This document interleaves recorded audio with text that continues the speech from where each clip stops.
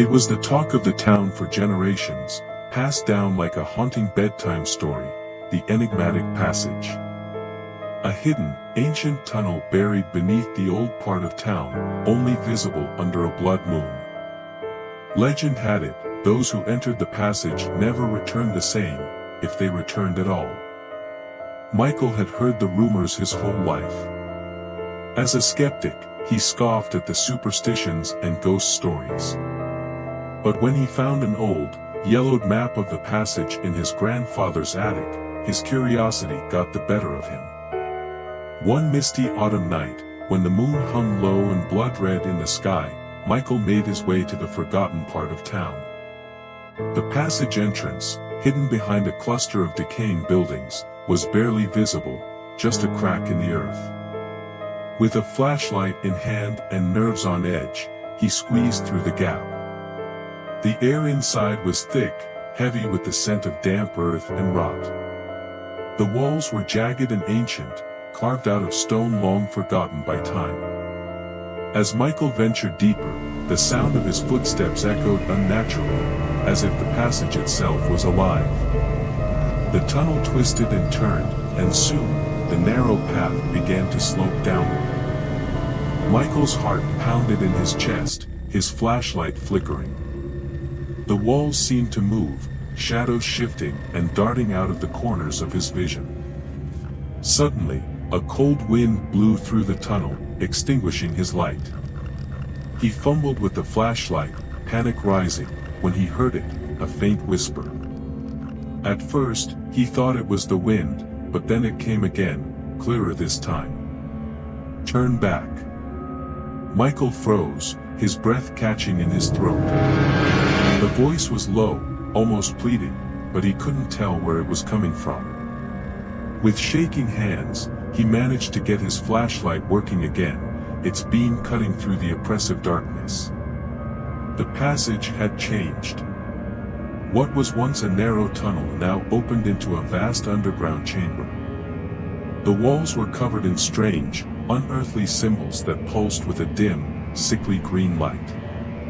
In the center of the chamber stood an ancient stone archway, cracked and crumbling, but pulsing with an unnatural energy. Michael stepped closer, drawn to the archway as if something was pulling him toward it. The air grew colder with each step, and the whispering grew louder. "Don't go through, don't awaken it." But he couldn't stop. His body moved on its own, every fiber of his being screaming at him to run, to turn back. Just as his hand reached the cold stone of the archway, he felt it, a presence, looming behind him. As Michael felt the presence behind him, a deep, guttural breath brushed the back of his neck, sending a wave of icy terror down his spine. He froze, unable to move, his heartbeat deafening in his ears. Slowly, with dread crawling up his throat, he turned to face whatever had emerged from the shadows. It stood there, towering and skeletal, cloaked in tattered, ancient robes that seemed to shift and ripple in the dim light. Its face was hidden beneath a hood, but its glowing, hollow eyes pierced through the darkness. In one skeletal hand, it clutched a long, gnarled staff, its surface etched with the same strange symbols that lined the chamber walls. The creature didn't move. It only stared, as if waiting, judging. Michael's breath quickened, but his feet were rooted to the spot, an invisible force holding him in place.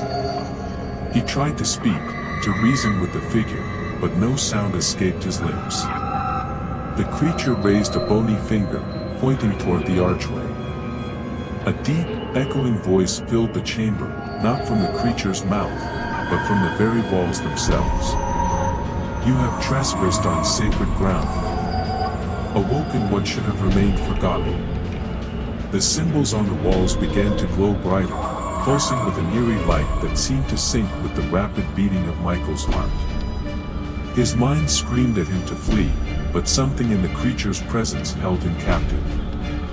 "The passage was never meant for the living," the voice continued, now sounding as though it were coming from everywhere and nowhere at once. "But now, you are bound to it. Michael's pulse raced. Bound? What did it mean? Suddenly, the creature raised its staff, and with a sharp crack, the archway behind Michael began to shift. The stone groaned and trembled as the air around it distorted. From the dark void beyond the arch, something stirred, something far more terrifying than the figure before him. A low, rumbling growl resonated from deep within the tunnel. Michael turned just in time to see a massive clawed hand emerge from the darkness, its nails as sharp as knives, its skin a sickly, rotting gray.